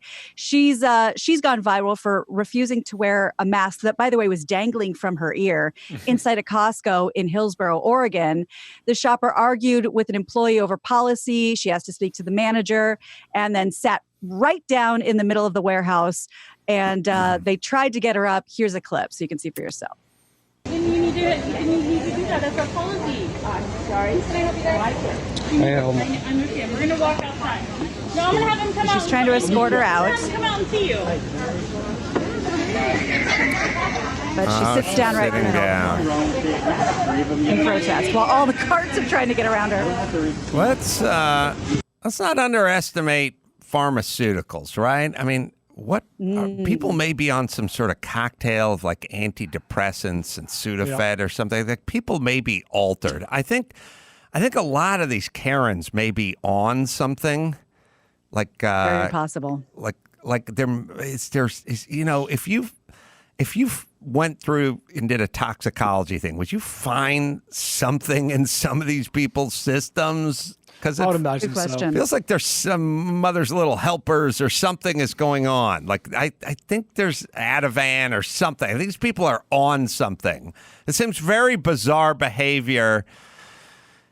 It seems super counterproductive. You know, like if you think about you being altered, when you're altered, you do stuff that doesn't always benefit you. You know, like the cop goes, I'm going to arrest you. Fine, arrest me. I'll get in the squad car, and your friends are all like arguing. Just go back inside the bar, Tim. No, fine. You know, and it's like you end up in a fucking drunk tank, right? Like how many times have you heard a cop go, just get back in the car and I'm not going to arrest. No, fine, arrest me. And it's like you do things that are counter to it. Yeah. So you go to Costco, presumably to buy, you know, a ream of bath towels or something like that. And then at some point you find yourself sitting on the floor. Yeah. Which it's going to interrupt that process. If you're not altered, and maybe you're altered by insanity, maybe that's the alteration. They asked her can you please get up? You're in the way. So she backed up against the little cart that the person looks at your receipts. So the little cart girl keeps moving back so she can't sit there. She finally sits there and the general manager comes and the manager comes and she keeps saying, I have rights. I'm an American. This is not in the Constitution. So that was the battle cry, I guess. But but seeing someone that could have been a friend of my mom, we're seeing that a lot more lately. Why are the people who are so adamant about a fucking bakery not being forced to make a wedding cake for certain people the same people who are like, I have rights as a customer, you can't force me to blah, blah, blah. Like the rules of of Costco don't matter. Like their rule is you must wear a mask. Why is that rule all of a sudden alienable? I don't know. It seemed consistent. Yeah, the consistent logic would be if you don't want the baker to have to bake a cake for the gay marriage, then that's what they believe, and then that's their rules. Well, but it transcends it a little because it's not Costco's rules, it's the state's rule, really. I'm sure it's both, but yes, you're right. She's fighting. They said this is a private Costco and this is our policy. Well, the state mandates that this is your policy. Like the state tells you how far to keep the state mandates the policy for the clubs, for the restaurants, for the bars, for the Costcos. So she's probably fighting against the state more than she's fighting against Costco versus the gay baker. No, I think that's the name of the bakery. The state? Ironically enough. The gay baker. The gay baker. Yeah. Now, on the other side of that, just because this is starting to make the rounds again, even though it's from April, a video of a very angry realtor in Miami is back being passed around, and we've never played it on here. This was recorded at the end of April, which is interesting because in the video, she warns that if we don't get our shit together, we're going to be quarantined until September. Well, we're more than halfway there right now. Many states are close. It's being shared on Twitter, Instagram, Facebook, all over again. It's like 2.5 minutes, but here's just the end so you can get a vibe of how the mask wearers feel. Wear your fucking mask, wear your gloves, or we're gonna be quarantined all the way till goddamn September, and we may be spending fucking New Year's in our house because of you fuckers out there who don't wear your mask. And you know what? I give a fucking goddamn rat's ass if you guys get pissed off at me, don't like me, and you know what? You delete me off your social media. You'll probably be doing me a favor, so I don't need fuckers like you. Wear your fucking mask, wear your gloves, so we can get the fuck out of our house, you dumb fuck. Is she wearing a wedding veil? She's wearing big sunglasses. What happened to the gloves, bitch? That's my answer. Why? What happened to gloves? How come we don't wear gloves anymore? Like, what happened? Personally, I can't find any anywhere. It went from you have to wear gloves to no one wears gloves anymore. Wear a mask. Do what they tell you to do. Still, I don't think the deaths are going up like we should. I talked to Drew about this earlier today. It makes sense that the cases are going up. It makes sense that the cases are going up with young people because those who have been out in the streets over the last month.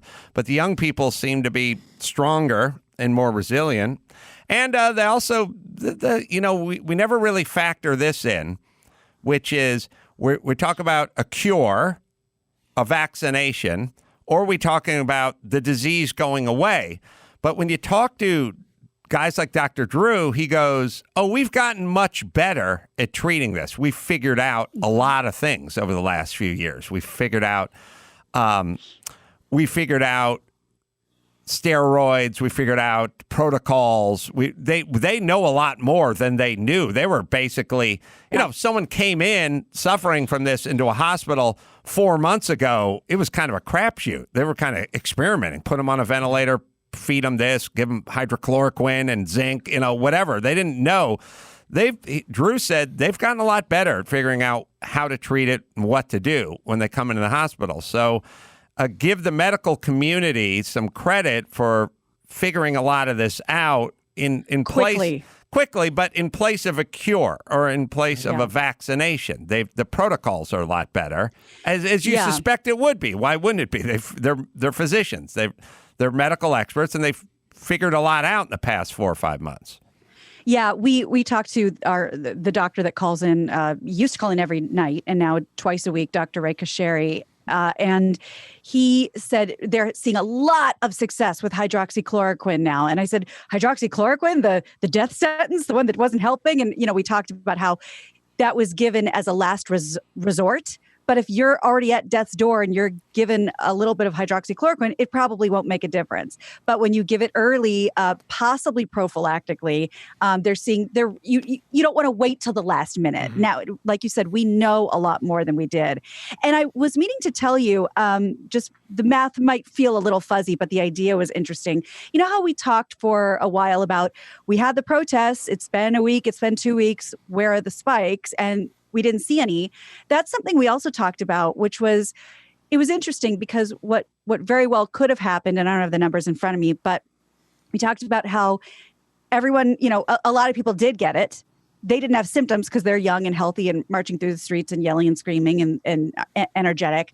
They are fine, even though they're a carrier. They bring it home, and then it's a new wave. So the wave isn't, a week to 2 weeks. Now the wave they'd be looking at is 3 to 4 weeks, which does seem like there was a spike. And it's interesting because, it has become politicized. Well, marches are okay, but church singing isn't, so it does look like all encompassing without politics. It just didn't affect the people that were out, but they may have brought it home.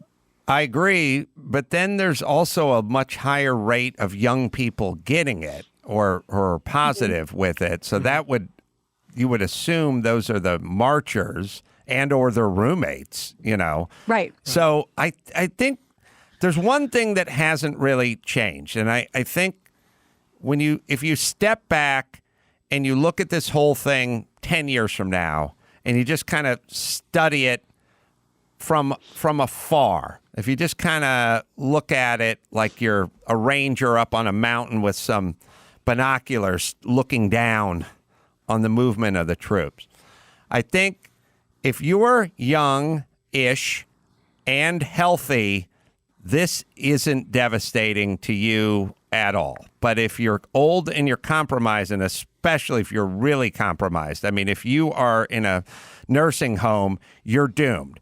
And if you have pre-existing conditions, it's a situation. But if you're 30 and healthy, I don't even know if you're even going to know you had it in most cases. That's interesting because, the doctors are still saying, I don't care how young and healthy you are, you don't want this. It sucks. You'll live, but it sucks. And then you hear the mayor of Atlanta, the one we've been talking about, Keisha Lance Bottoms has it. And she was like, I thought I had allergies. So, yeah, I mean, it could be anywhere. She's like, I didn't even know I had symptoms. I figured it was allergies. Well, I mean, you really don't want the flu, and you don't want food poisoning, and you don't want any of that stuff that we've all been brutalized by at one time or another. But I think the one piece of information we could have used early would have been nursing homes. That would have given us a lot of perspective in terms of people go to nursing homes to die. Essentially, that's it. You go to a nursing home because you can no longer take care of yourself in your home, and you go to a nursing home. I've kind of done it. I mean, not really times two with my grandparents, but I mean, you go to a nursing home when not only can you not take care of yourself at home, but like a full-time person who can't come to your house and take care of you.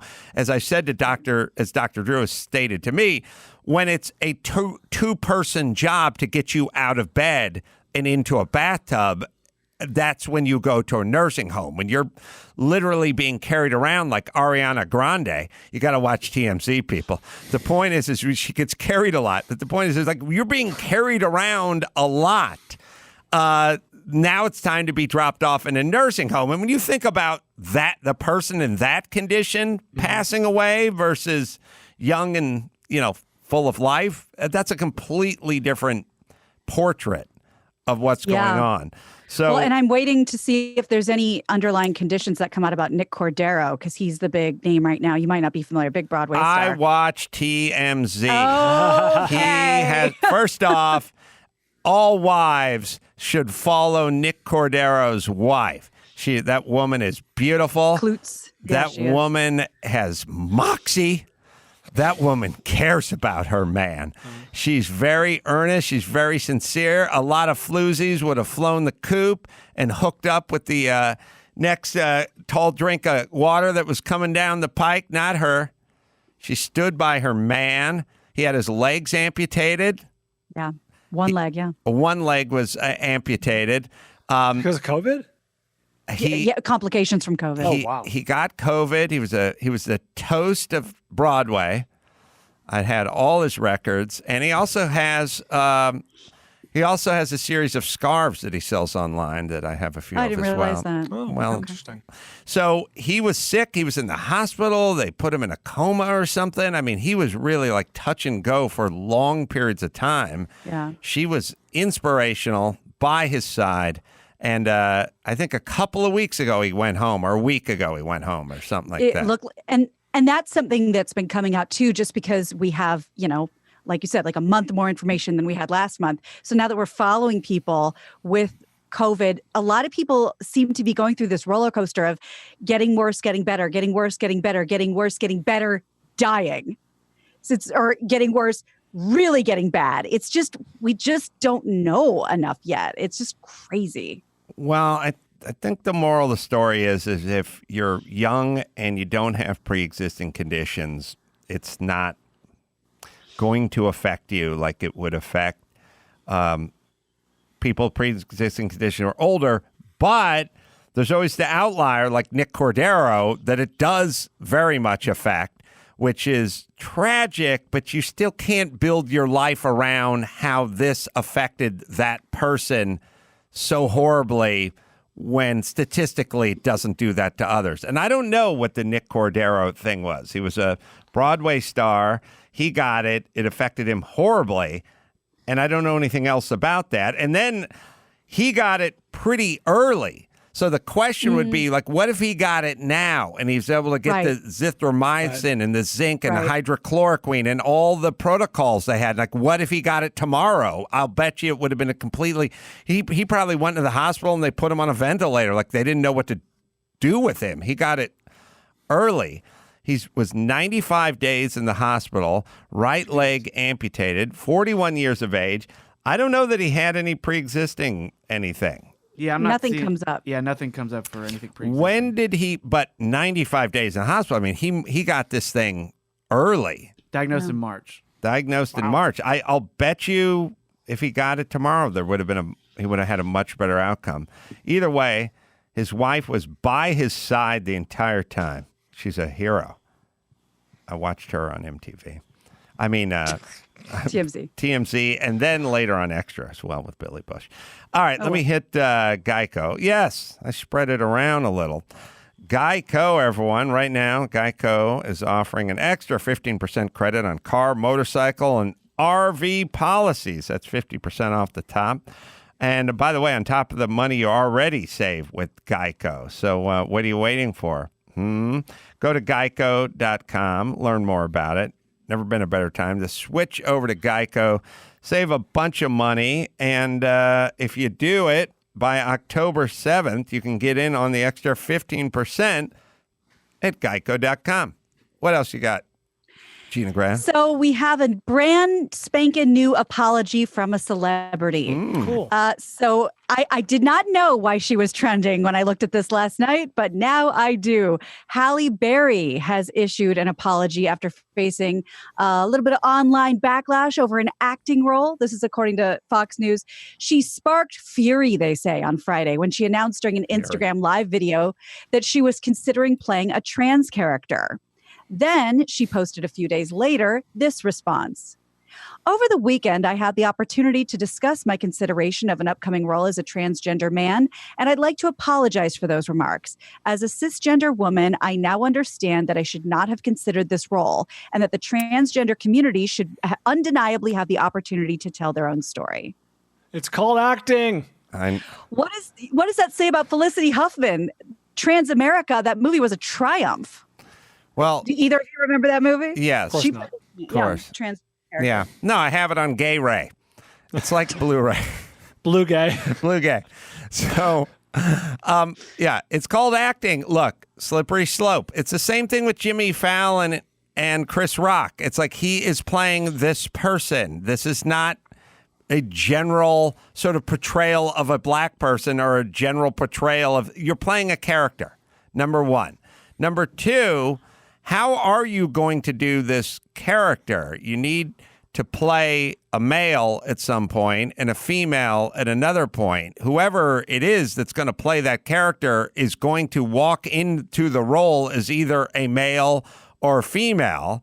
Now, I guess you could say you used to be a male and now you're female, but when you go back to play male, then aren't you acting? If your genitalia, doesn't your genitalia not line up with the role? I guess you want to keep drilling down, you can just keep doing it. Can't Halle Berry just act? And what about, oh my God, who played Brandon Tina? I can see her right in front of my face. Boys Don't Cry. What's her face?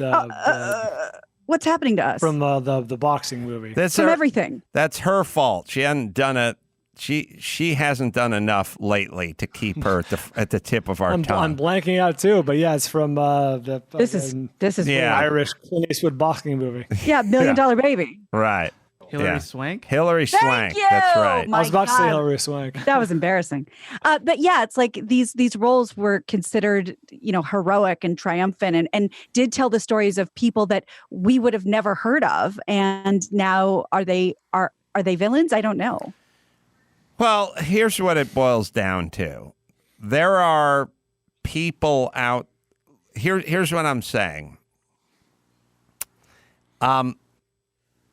When you are a group, whether you're Black Lives Matters or Transgender Matters or whatever's mattering, you have X amount of time and X amount of energy. And as I always say, if you're PETA or you're Greenpeace or whomever, you have X amount of resources don't get sidetracked with tearing down statues of folks that may be on your side or calling people who kill cockroaches Hitler or getting into Halle Berry's grill because she's going to portray a male that's transitioning into a female. That's a waste of your time. It's a waste of the resources, and they're not anywhere near your problem.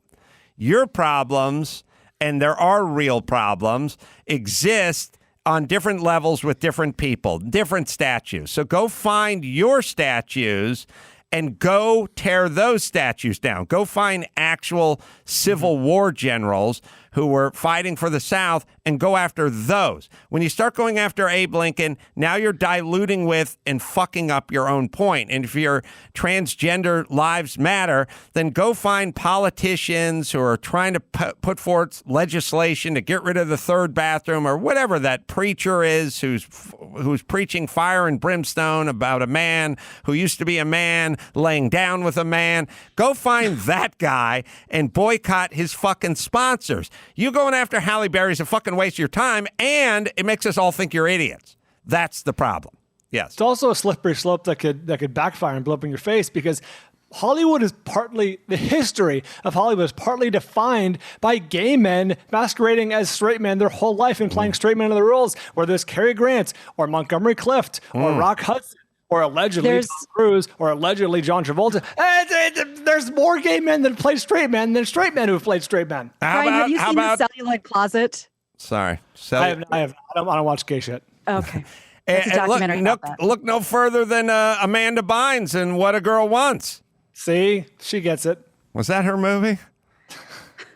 What was the story of Amanda Bynes? I'm gonna get a lot of credit if I'm right on any of that shit. What a Girl Wants is Amanda Bynes. What, you want to know her story? Well, the story is she had one of her cover as a guy or something. Okay, yeah. Let me get the IMDb. Jesus Christ! Or that movie Ladybugs about the little teen beat guy. I can't remember his name. Rodney Jane. Oh, that one, not the Rodney. Had to be a girl for the soccer team. Oh, What a Girl Wants is an American teenager learns that her father is a wealthy British politician running for office. Although she's eager to find him, she realizes it could cause a scandal and cost him the election. Oh. What's the one where Amanda Bynes became She's the man. She's the man. God damn it. God damn Wrong Amanda Bynes movie. Yeah. All right. So we weren't able to think of what's her name? Hillary Swank. But we were able to think of Amanda Bynes. Who's going to tell Hillary Swank this? Yeah. I got bad news for you. Not me. Sorry. Yeah. So the story of she's the man. When her brother decides to ditch for a couple weeks, Viola heads over to his elite boarding school disguised as him and proceeds to fall for his school's star soccer player, and soon learns she's not the only one with romantic troubles. Wow. All right. Well, I find this problematic, right? Yeah. Or let's go back to a great 80s movie, Just One of the Guys. Oh, right. That's the whole point of that movie. She's hot, but she has to be a man to work at the paper. All right. What else you got, Gina Grad? Well, just to wrap up your point about who are you going after and who are you really attacking. We mentioned this yesterday, but we talked about how now that Hamilton can be seen by this, worldwide audience, now it's being attacked because how could you celebrate Hamilton and Washington and these slave owners and, the most multi-diverse casting on the planet, and they're being attacked. And Lin-Manuel Miranda did have a response, pretty measured, but this because he was called out by this specific person, Tracy Clayton, and he said, "Appreciate you so much. All the criticisms are valid. The sheer tonnage of complexities and failings of these people I couldn't get or wrestled with but cut. It took 6 years and fit as much as I could into a 2.5-hour musical. Did my best. It's all fair game." So okay, I get it. Sorry, tried. Moving on. Enjoy the show. Yeah, good measured response. Hey, Max Spada, one thing I didn't get into with Sean Penn is that thing about the Mexican director on the 87th Academy Award Best Director when Sean... for Birdman. Sean... Iñárritu? Oh, yeah. Was that Iñárritu? Yeah, sorry. Yeah, he was. And he basically made a joke. Now, he had worked with the director before, I think, and they had some sort of past relationship, according to the article I was reading. But we'll find the clip of him opening the envelope, or and the winner is kind of thing. And he made a joke, and then he got a lot of shit for the joke. And then he had a response to all the people that were giving a lot of shit for the joke. So sorry, here's the Academy Award.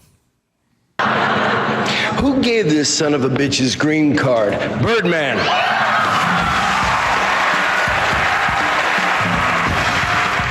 He obviously knows him. Yeah, he knows him, and he was making a joke, and then he got he directed him in 21 grams. That was 21 grams. Then. Right. Well put. And then he got of course, because we're living in a world where you're not allowed to make jokes, and especially not allowed make jokes about ethnicity or any culture or anything of that direction. So he then got a bunch of shit for it, and then he responded in a way that probably gets him less shit now than he did. It's somewhere in his wiki page, I think, Max Zapata. I'll buy you a minute if you're looking for it. Yeah, okay, I'll buy you a second. Let me hit Bet Online. Sports, yeah, they're coming back, man. People are getting into the game. How about you hook up with our exclusive betting partner, betonline.ag. Massive USC weekend coming up this weekend. NASCAR, Formula One. How about that?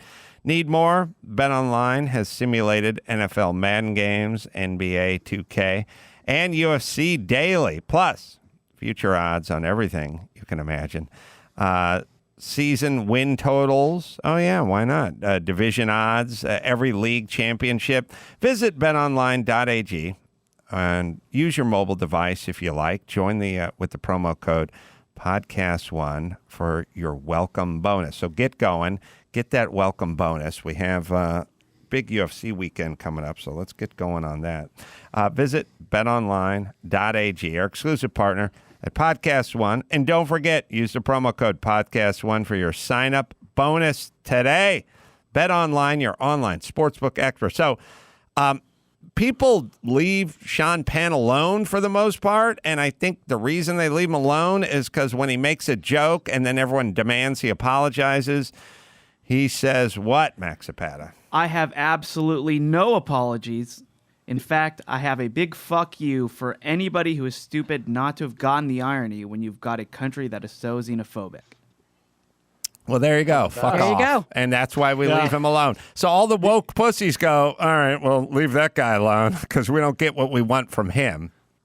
Go ahead. Sorry. I had forgotten about that. But what the irony is that so my image of Sean Penn is this humorless bore, because remember when Chris Rock hosted the Oscars and he did a thing where like, hey, if you can't get like an A-list actor, get Jude Law. He's in every movie and he's cheap, or whatever the joke was. And Sean Penn took his opportunity to take to the stage whenever he was presenting an award or something. And he was like, by the way, I just want to say that Jude Law is one of our finest actors. Like, all right, motherfucker, it's a joke. We all know it. Get over it. But then to turn around, whatever this was, probably 10, 12, 8 years later, and make a joke and be on the sort of receiving end, just feels like such rich irony.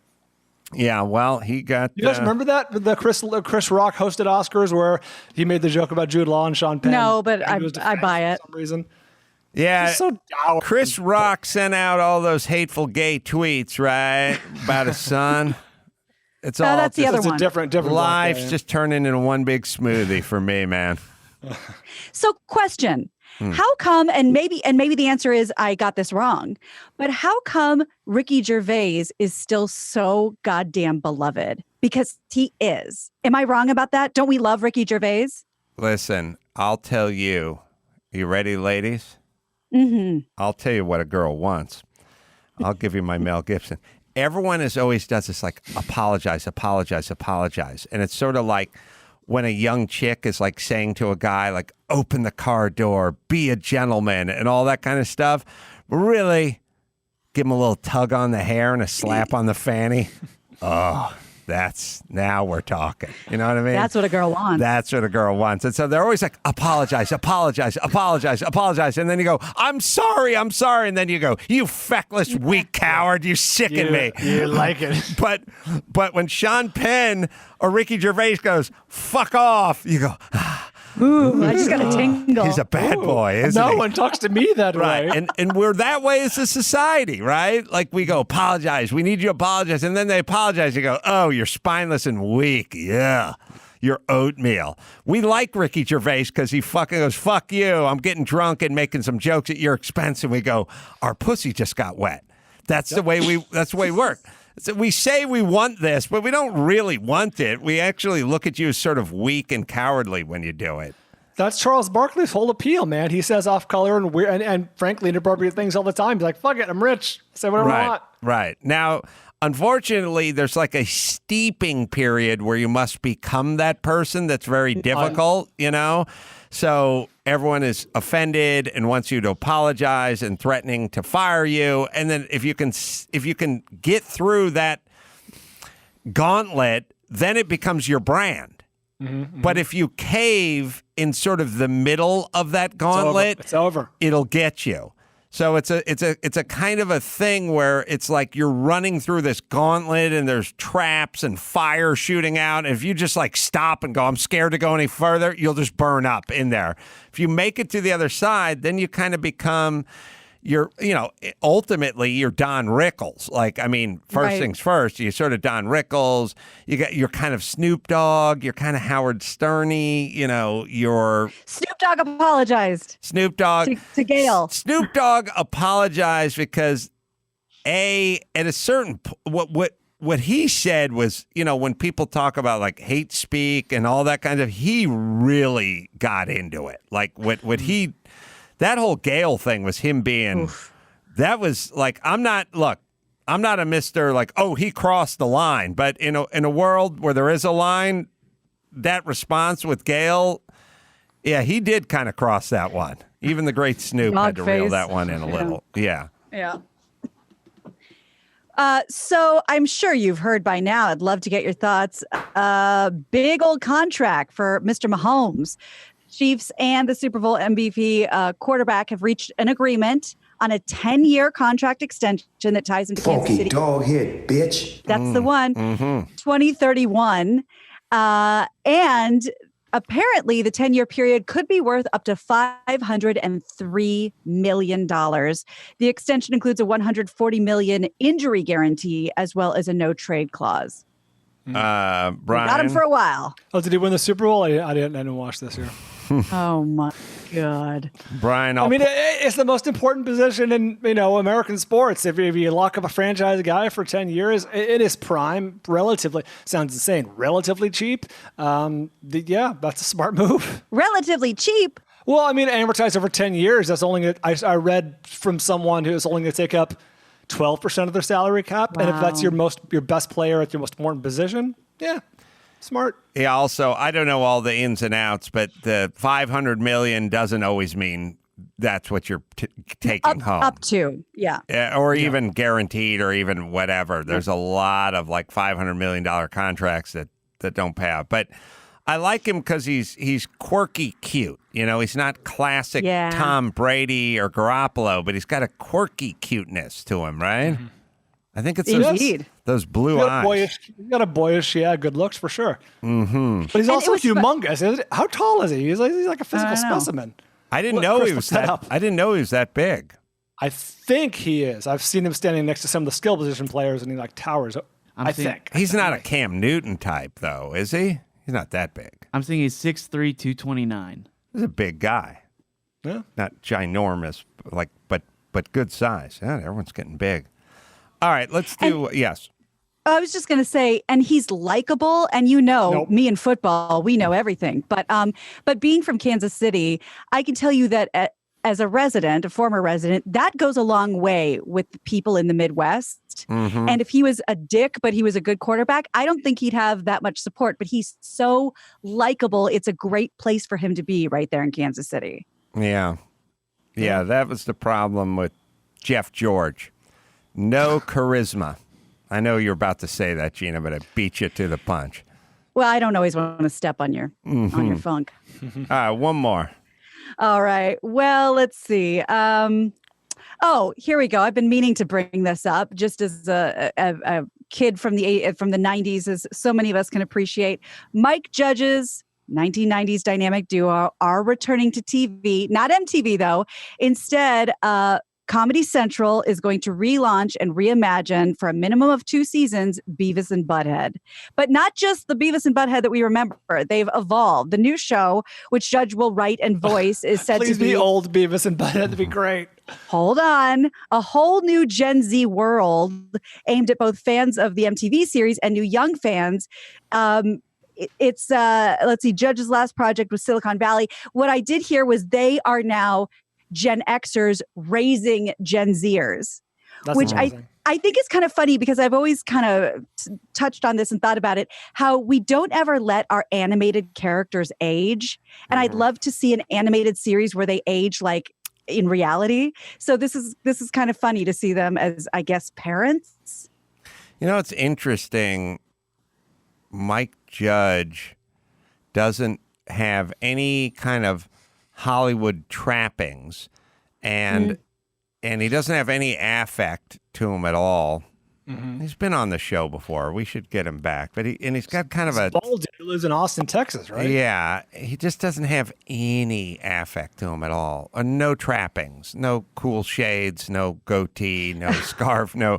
He doesn't have anything, and he's one.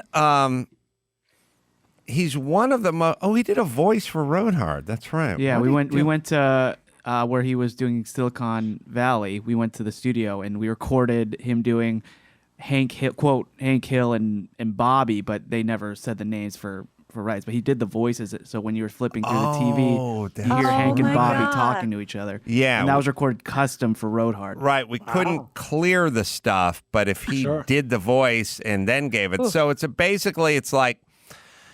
I remember wanting to use a Blues Traveler song for a movie, and John Popper said, well, I can't give you the recordings of it because we don't own those, or you got to pay Mercury Records or whatever it was, but we can just re-record the song and you could use that. Nice. I thought that was pretty sweet of him. We worked around it some other way, but that was nice. But yeah, that's right. We wanted to be flipping through the TV, not seeing the TV, just hearing familiar voices, and we knew that Hank Hill and Bobby Hill would be familiar. And just as long as you didn't say Hank or Bobby, which you wouldn't need to, you just go son or whatever. And I wrote it. I remember kind of thinking about it. Right. But so he is insanely talented and insanely creative, but has none of the trappings that you would normally associate with that, and doesn't make the scene. You know, Tyler Perry makes the scene. You know, he's out on the red carpet and he's hanging out with Oprah and whatever it is. But Tyler Perry's a hack.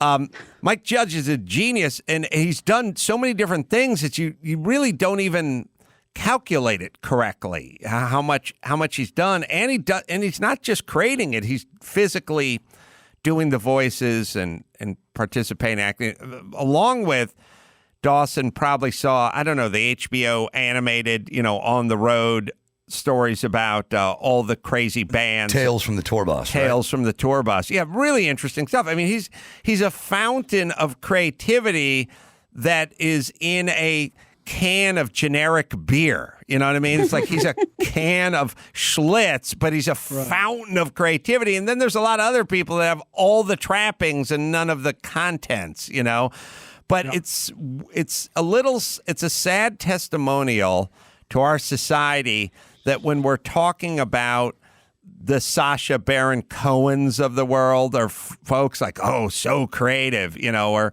even Seth MacFarlane or guys like that, probably don't bring up Mike Judge. And and now some of it is self-imposed. He's like, I'm just going to live over here and be a regular guy, and I can walk into the supermarket, no one's going to stop me. But it is interesting that he is every bit as creative as almost anyone who's come along in the last 30 years in this business, too. And prolific. And also, when you take a look at Beavis and Butthead or Idiocracy or Tales from the Road or Office Space or Silicon Valley, go crazy diverse. Mm-hmm. And if you stop most people in this business and you told them, give me 5 big creative names, I don't know. I think you'd get Seth MacFarlane would come up 25 times before Mike Judge did. Even though if you took their resumes and you laid them out, I think you'd see it was pretty comparable.